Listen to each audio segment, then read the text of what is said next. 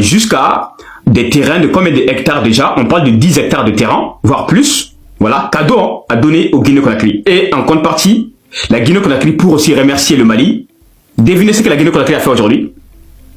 Qui connaît l'information? Je vais voir s'il y a des gens qui sont informés. Qu'est-ce que la Guinée-Conakry a donné au Mali aujourd'hui? Dans les commentaires, qui a l'information? Après que le Mali a donné 10 hectares de terrain, qu'est-ce que la Guinée-Conakry aussi a donné au Mali aujourd'hui? Qui a l'information? Personne. Vous n'êtes pas informés les gars. Personne n'a l'information. Personne. Donc, je vous mets le contexte. Ok, je vous explique rapidement. Le Mali, via son amitié, sa fraternité avec le peuple de la Guinée-Conakry, donc le président Mamadou Doumbia, même si il a aussi été l'ancien légion étrangère de la France, c'est vrai, sa femme aussi est chef de commandant de l'armée française, femme française blanche, c'est pas grave, mais c'est l'acte qui compte, parce que le Mali, quand le Mali subissait l'embargo de la CEDEAO, il faut comprendre que la Guinée-Conakry a été l'un des seuls pays rares, et le Togo, qui ont ouvert leurs ports, y compris qui ont été là pour le Mali. D'accord? Quand Macron avait mis la pression du colon sur l'esprit comment s'appelle Alassane Dramane Ouattara, Macky Sall, Patrice Talon et compagnie, et Bola Tinubu, il a fallu que la Guinée-Conakry, même si membre de la CEDEAO est exclu, au même titre que le Mali, temporairement, il faut comprendre que la Guinée-Conakry a résisté, voilà, a même envoyé des soldats au Mali. Et ensuite a ouvert ses ports pour que le commerce continue entre le Mali et la Guinée-Conakry. D'accord? Et c'est comme Assimi Goïta, c'est quelqu'un qui n'est pas ingrat. Quand quelqu'un tend la main à Assimi Goïta, il lui répond la même main tendue. Donc c'est la raison pour laquelle, quand le président, merci Momo, oui les gars, n'hésitez pas, hein, les objectifs ne sont pas là. Envoyez 3 cœurs du jour rapidement, cœurs orange. Tout ça, vous avez rien fait. 0 cœur orange, rien. Les laits n'est pas sécurisé depuis qu'on a commencé. Hein. En fait, il y a des choses, je pense que vous avez fait depuis, mais non, je vois qu'il n'y a rien qui est fait. 3 cœurs orange rapidement, s'il vous plaît. Merci Ismo. Tout ça, c'est des choses qu'on doit faire depuis le début, mais personne ne fait rien. Voilà pourquoi je suis là. Quand je ne parle pas, mon public n'a pas l'intelligence de dire « Allez, on envoie des cœurs, des fleurs pour sécuriser. » Personne. Rien. Voilà. On sera signalé. Je suis sûr, hein, on va pas même terminer ce live-là. Merci Kodjo, merci tous les autres. Encouragez un peu, on a des bonnes nouvelles d'Afrique. Restez concentrés. Merci. Donc, comme le Mali, comme je dis, le Mali a une tradition de un peuple qui a le sens de la gratitude. Quand un peuple tend la main au Mali, le Mali est reconnaissant. Je prends un exemple. Le Togo n'a pas joué le jeu de la sanction contre l'AES, Mali, Burkina, Niger. Pour remercier le président togolais, qu'est-ce qu'on a fait? Ibrahim Traoré, Assimi Goïta, on a transformé le Togo en notre partenaire client numéro 1 en allant utiliser le port de ce qu'on appelle de Togo. Alors qu'avant c'était le Bénin, la Côte d'Ivoire et Dakar.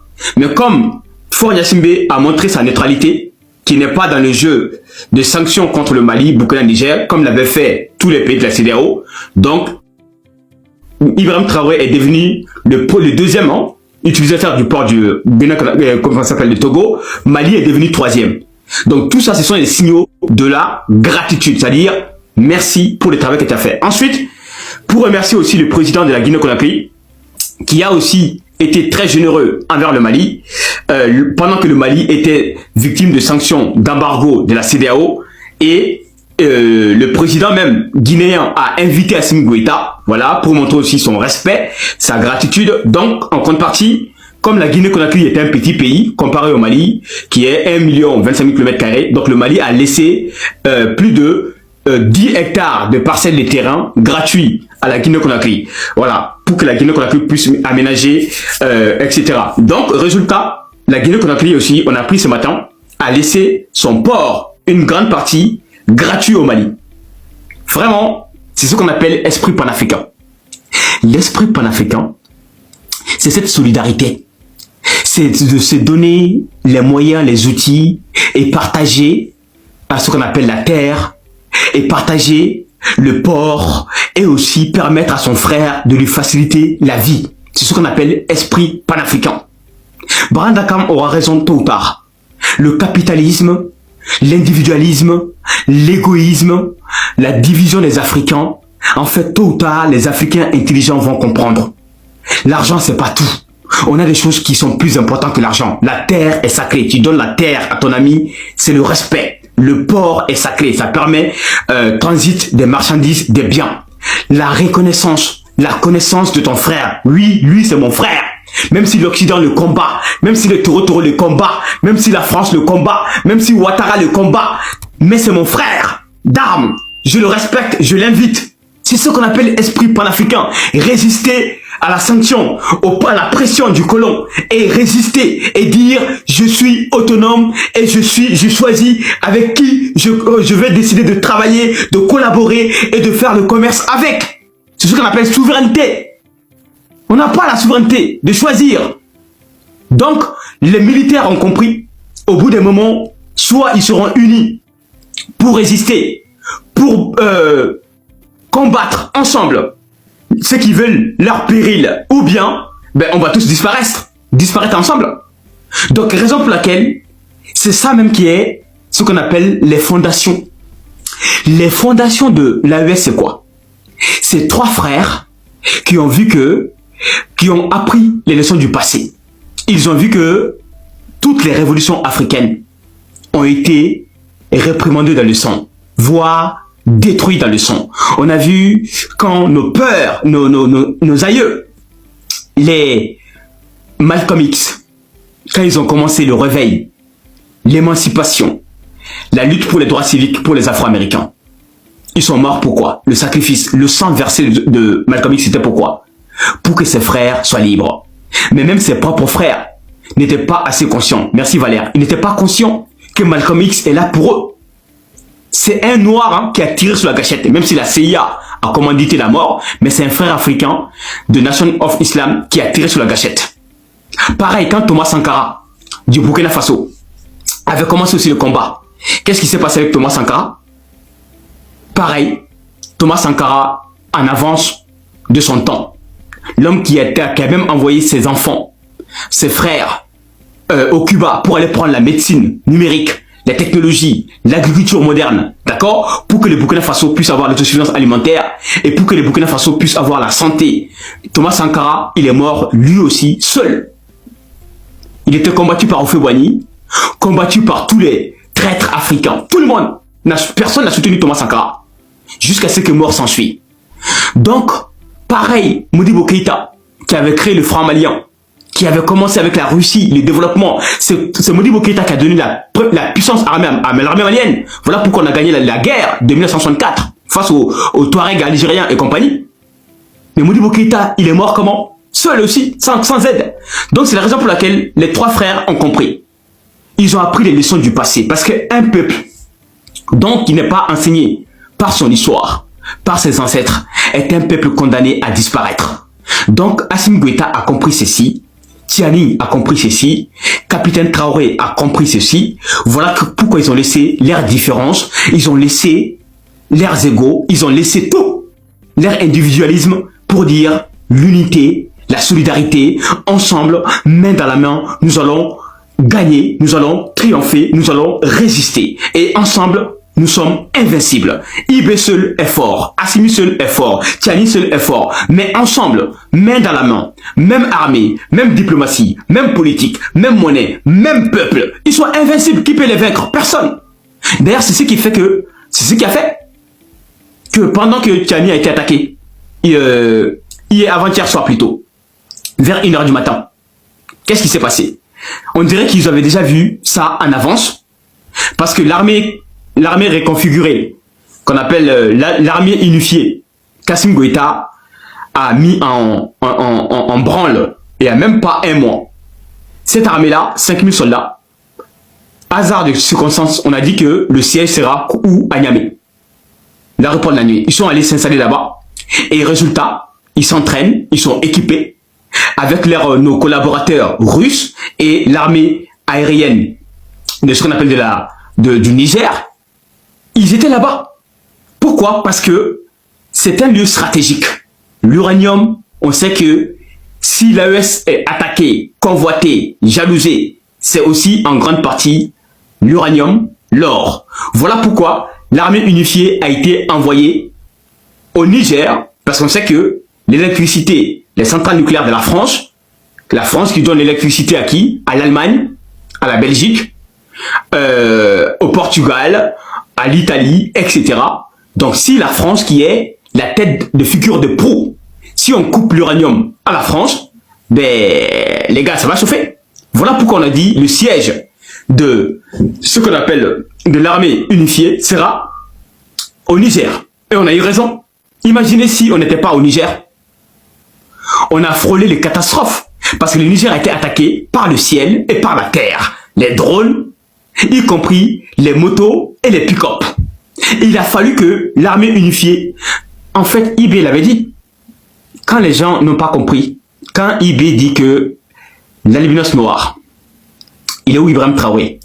Quand il a annoncé que l'hiver noir arrive, c'est ça, mes frères. L'hiver noir, mais IB voyait encore pire que tout. Il a dit que ça sera sanglant.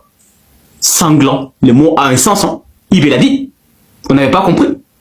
Parce que IB sait que l'hiver, c'est quoi?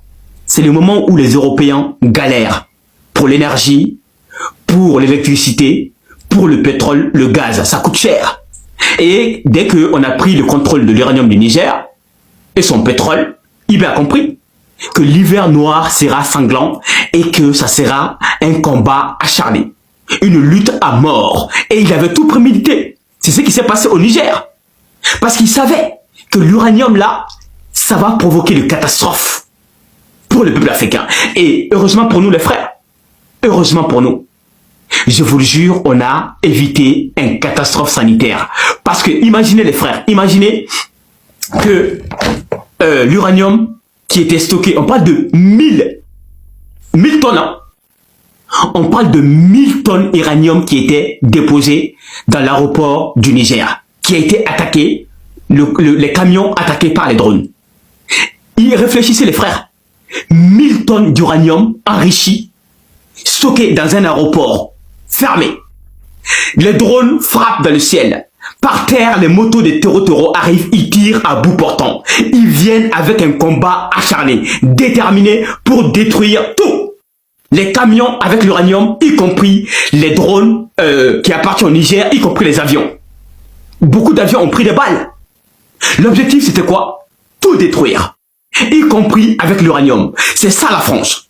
Soit j'ai, soit l'Afrique va disparaître. En fait, la France veut nous posséder. Notre terre, nos richesses, la totalité. Voilà pourquoi ils ont donné ordre. La Russie n'aura pas. C'est la Russie qui a acheté ces 1000 tonnes d'uranium. Ok? C'est la Russie qui a acheté ces 1000 tonnes d'uranium. Et comme la Banque mondiale l'a interdit d'exportation, avec ce qu'on appelle le règlement des différends, comme on a des radars, voilà, des satellites français, voilà, qui sont là, hein, qui donnent des renseignements et qui donnent la localisation et surtout qui font tout, qui empêchent pour que l'uranium sorte. Voilà pourquoi Tiani a caché, avec la Russie, ils ont mis dans les camions pour aller les mettre dans l'aéroport. À tout moment, ils seront chargés et acheminés en Russie. Mais là, le directeur de Orano est sorti. Avant le directeur d'abord, la justice française, le procureur, diligenté par Macron lui-même, pour dire que ils vont poursuivre le Niger dans les bancs des tribunaux pour condamner et pour récupérer l'uranium. Ensuite, 2 jours à peine, on a aussi ce qu'on appelle le patron de Orano qui sort, qui dit que la France va utiliser tous les moyens. C'est le directeur de Orano qui a dit ça il n'y a même pas 2 jours. Que la France va utiliser tous les moyens pour récupérer l'uranium. Résultat, nous en sommes là. 2 jours plus tard, le ciel attaqué, la terre attaquée, l'uranium attaqué, les bases militaires attaquées, l'aéroport attaqué, tout le monde attaqué, attaque coordonnée, simultanée, préparée minutieusement avec les empires impérialistes qui commanditent. Heureusement, pas de bol pour eux. Tiani avait des hommes préparés à la guerre. Ibé l'avait dit. L'hiver noir. L'hiver, ça veut dire les Noirs qui vont priver l'Europe, l'Occident de l'uranium, du chauffage, ils vont venir. ils vont venir et ça sera notre propre hiver. Si on n'est pas prêt pour le combat, on va disparaître. Donc, l'armée unifiée a montré son niveau. D'ailleurs, ils ont été reçus par Assimi Goïta hier. Voilà, pour montrer que la coordination était au boulot. On a aussi anticipé, hein. Les frères, c'est pour ça que parfois, nous-mêmes, on ne reconnaît pas nos côtés héroïques. Parce que, imaginez, l'AES a anticipé. Je vous le jure, hein, parfois on reproche aux Africains, on ne sait pas anticiper. C'est vrai, on dort trop. On a les bras croisés, on dort. Mais là, pour une fois, l'AES a anticipé. Pourquoi? Parce qu'ils ont mis l'armée unifiée, 5000 soldats, au Niger. Les gars, c'est ce qu'on appelle l'intelligence. C'est la tactique de Sun Tzu. Anticiper la guerre avec l'intelligence. Ils ont anticipé, ils ont vu que Niger sera attaqué. Pourquoi? Parce que Niger a nationalisé son uranium, et cet uranium qui est convoité par la France depuis De Gaulle. Depuis 1958, De Gaulle a compris que l'uranium du Niger va faire la France sa puissance militaire. C'est ce qui va permettre à la France d'avoir l'arme nucléaire, De Gaulle, en 1967. Et c'est ce qui va permettre à la France de construire 58 réacteurs nucléaires. Est-ce que vous vous rendez compte de la dinguerie en fait? La France a construit 58 réacteurs nucléaires. Ce qui a fait la France aujourd'hui la première puissance électrique d'Europe. Jusqu'à ce que la France vend, jusqu'à gagner 10 milliards. Hein. La France a gagné les 2025, 10 milliards d'euros. Je répète, pour aller chercher les chiffres. Hein. La France a gagné plus de 10 milliards en vendant l'électricité bon marché à l'Allemagne, à l'Italie, à l'Espagne, au Portugal, etc. Grâce à qui? Niger a encaissé quoi? Je pose la question. La France gagne 10 milliards. Alors que la France n'a pas d'uranium. La France n'a pas de pétrole. La France n'a pas de gaz. Mais la France gagne 10 milliards en vendant l'électricité bon marché. Comment c'est possible? Pendant ce temps, le Niger n'a même pas une centrale électrique donnée par la France. Le Niger n'a même pas des hôpitaux, infrastructures, zéro. Emploi, usine, zéro. Mais en même temps, ils veulent s'accaparer, coûte que coûte, l'uranium. Depuis qu'on les a coupés les vivres, Ibé l'a dit. Merci Salé. Notre hiver noir arrive. Préparons-nous au combat, à la bataille. On n'avait pas compris.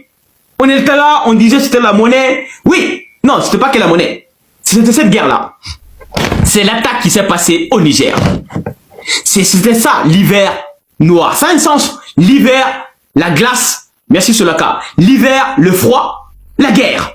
L'hiver, la guerre. À chaque fois, rappelez-vous, en 44-45, en 41, lorsque la Russie a été attaquée, lorsque la Russie a été attaquée par ce qu'on appelle l'Allemagne, c'était quelle période? L'hiver. L'hiver. Et grâce à cet hiver, la Russie a gagné. Parce que le froid, les Allemands n'étaient pas préparés à, avec les équipements pour résister au froid russe. Les Russes le fait quoi? Ils les ont encerclés, laissés périr par le froid et éliminer le reste. D'accord? Pareil, Napoléon, quand Napoléon avait attaqué la Russie en 1812, si ma mémoire est bonne, pareil, la Russie a fait quoi? L'hiver, ils ont encerclé les Français, 500 000 soldats français. Ils sont tous péris avec les mercenaires. Donc là, ils viennent chez nous au Niger, on était déjà préparés, parce que IB nous avait déjà vendu le parfum. On était déjà préparés, ils sont arrivés, il y avait l'armée de ce qu'on appelle l'armée unifiée de l'AES. Les gars, vous ne tapotez pas. On baisse trop, vous ne tapotez pas. C'est ça les Africains. Vous ne foutez rien depuis un moment. Je regarde, on n'est même pas à 5 000 encore. Alors qu'on devait être à 200 000 capotements. Là, vous me manquez de respect, vraiment. Vous ne foutez rien. Ils sont là, plus de 800 personnes, tout le monde les bras croisés. Quand vous voulez que l'Afrique gagne dans son combat, en fait, on ne peut pas gagner dans les combats. Les frères ne sont jamais là avec toi. On parle de notre dignité, on parle de notre combat. Vous êtes là, assis, les bras croisés. Vous aimez ce qu'on dit, mais personne ne se dit, on va tapoter quand même. Ça ne va pas les frères, vraiment. On a un comportement bizarre. Très bizarre. Voilà, vous avez vu quand vous tapotez, ça monte naturellement. Mais quand vous ne tapotez pas, c'est normal, ça baisse tout le temps.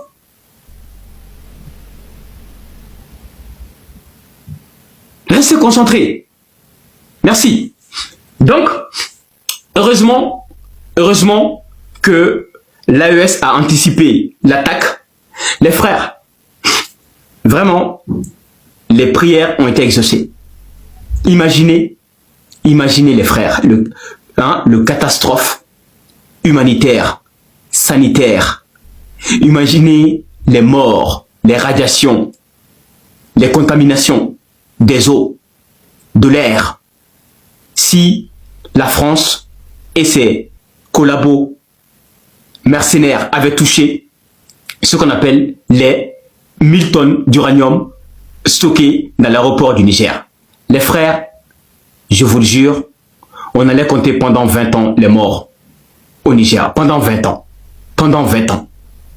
Parce que, en fait, imaginez, c'est l'équivalent de pire que Fukushima, les gars. Fukushima, là, c'est pas 1000 tonnes d'uranium, hein. Ce serait l'équivalent de Fukushima, les gars. La déflagration serait terrible. Vraiment. Raison pour laquelle on doit prier et dire merci. Je ne sais pas, même si je ne suis pas trop croyant, mais au bout d'un moment, il faut dire merci au Seigneur. Parce que c'est pas, en fait, on a été protégé du catastrophe, en fait. Il suffit que les taureaux frappent sur ces conteneurs-là. Ça serait les catastrophes du siècle. L'Afrique n'a jamais eu de ce qu'on appelle catastrophe nucléaire, hein, jamais. Mais ce serait une première au Niger. Mais heureusement, pas de bol pour les enfants de Satan. Voilà, ces gars-là me suivent partout. C'est un Congolais attardé qui s'appelle le King. Bon, toi, va danser au lobby. On n'a pas le temps avec les Africains attardés là. Merci, tu es bloqué, le King. Les modérateurs, restez concentrés. Merci, restez concentrés. Parce qu'il y a des Africains, quand on parle... Qui peut rigoler? On parle qu'on aurait pu voir 20 000 Africains mourir. Tu as un Africain attardé qui vient, qui sourit. Comme si c'est normal. En fait, il y a des Africains qui sont tellement aliénés. Tellement que l'aliénation a atteint certains stades. Tu dis que tous les Africains vont mourir. Ils vont rigoler. Ils vont dire que c'est normal. Parce que pour certains Africains, on n'est pas des humains en fait. Il y a des Africains aliénés. La mort, la souffrance des Africains, ça ne les touche pas. Oh putain. Contient le thème. Bon les gars, je m'arrête là. Putain, 2 signalements. Les Français là, tu peux pas parler leur leader moral en fait. C'est pas grave, les gars, on reprendra ce soir. Plus tard. J'ai reçu 2 signalements. Mon compte il va sauter. Ça sert à rien. Vraiment. Désolé, on va arrêter là. Merci beaucoup. Quand je vais finir mon rendez-vous ce soir, on reprendra. Merci. Bonne soirée. On parlera de l'Iran et tout le reste. Ok? Parce que la France ne veut pas qu'on parle son immoralité aux yeux du monde entier.